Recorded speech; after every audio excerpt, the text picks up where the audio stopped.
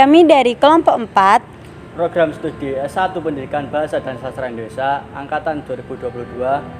Dalam kesempatan ini, kami mempersembahkan video dokumenter sejarah dan lahirnya bahasa Indonesia guna memenuhi tugas akhir mata kuliah umum kepribadian Bahasa Indonesia Universitas Negeri Surabaya.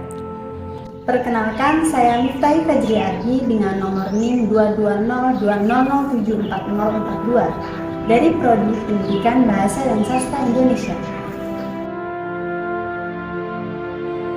Perkenalkan, saya Muhammad Basarudin Putra dengan NIM 22000744045 dari Pendidikan Bahasa dan Sastra Indonesia.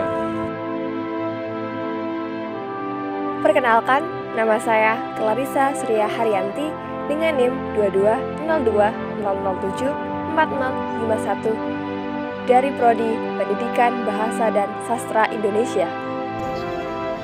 Perkenalkan, saya Nisha Amadi Putri dengan NIM 22020744057 dari Prodi Pendidikan Bahasa dan Sastra Indonesia. Perkenalkan, nama saya Ahmad Reza Bintanugraha, NIM 22000074061. Saya dari S1 Pendidikan Bahasa dan Sastra Indonesia. Indonesia. Bahasa Jawa dan Indonesia. Bahasa Jawa dan Indonesia. Sama dicampur bahasa Indonesia sama bahasa Jawa. Iya, kebanyakan bahasa Indonesia sama bahasa Jawa. Iya. Kurang tahu. Kakaknya Kurang tahu. Aku ya dari peristiwa 28 Oktober itu yang Sumpah Pemuda. Kalau untuk formalnya sih ya itu tadi tanggal 28 Oktober itu yang Sumpah Pemuda. Nggak sedetail itu. Bahasa dan manusia merupakan suatu kesatuan yang tidak dapat dipisahkan. Bahasa hadir dalam kelompok masyarakat sebagai wujud adanya interaksi sesama manusia. Bahasa mempermudah manusia dalam melakukan segala hal di kehidupannya. Negara Indonesia menggunakan bahasa Indonesia sebagai bahasa resminya, yang berarti digunakan sebagai sarana komunikasi yang diutamakan. Melalui sudut pandang sejarah, bahasa Indonesia adalah suatu bahasa yang memiliki sejarah panjang dalam pembentukannya.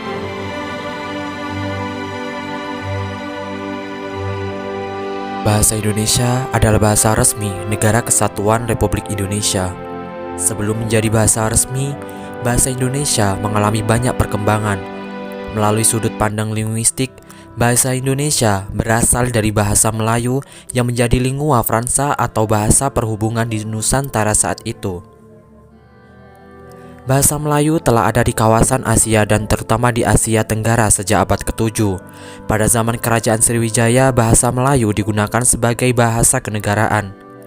Penggunaan bahasa Melayu juga dapat dibuktikan dengan adanya prasasti Talang Tuo di Palembang dan prasasti Karangbrahi di Jambi yang ada sejak tahun 680-an.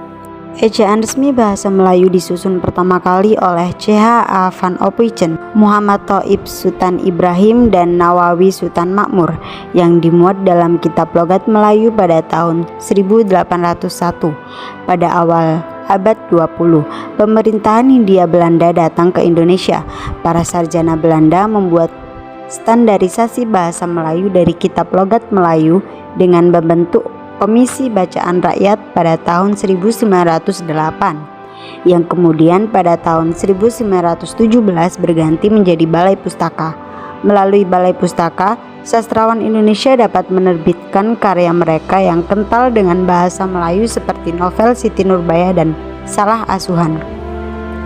Keberadaan bahasa Melayu di Indonesia dapat dilihat juga pada persiapan Kongres Pemuda tahun 1926.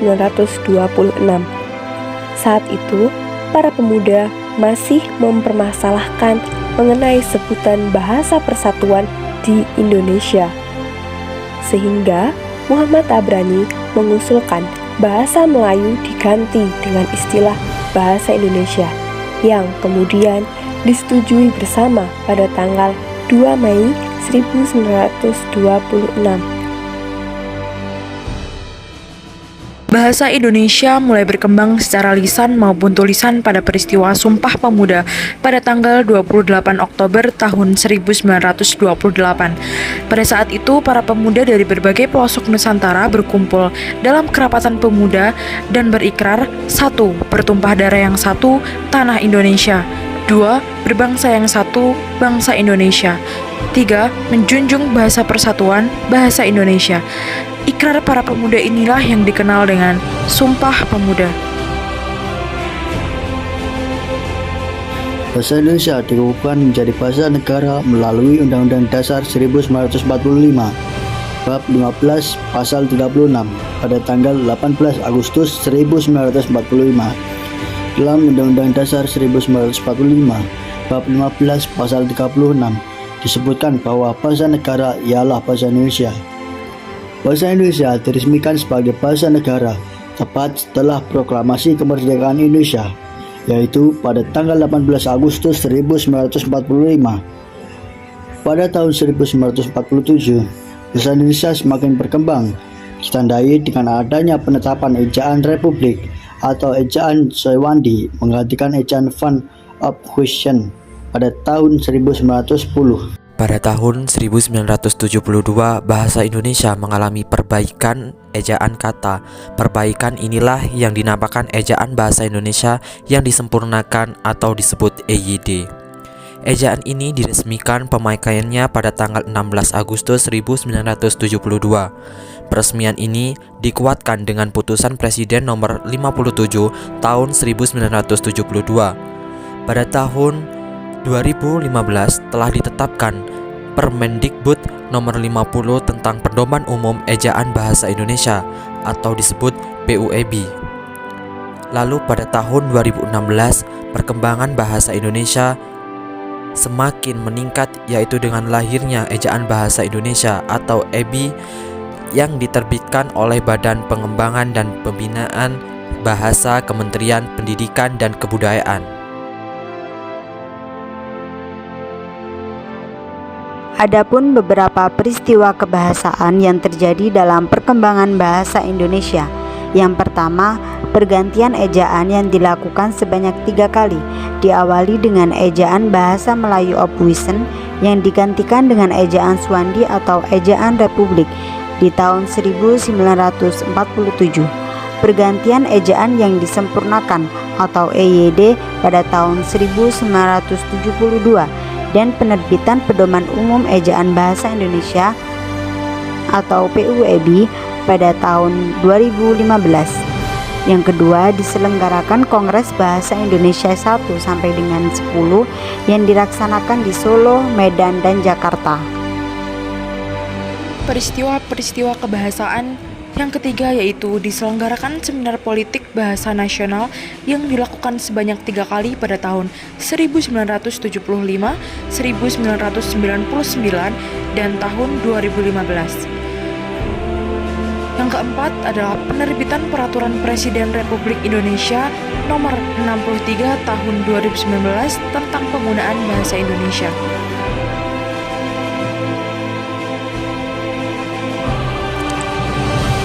Bahasa Indonesia memiliki sejarah panjang dalam pembentukannya.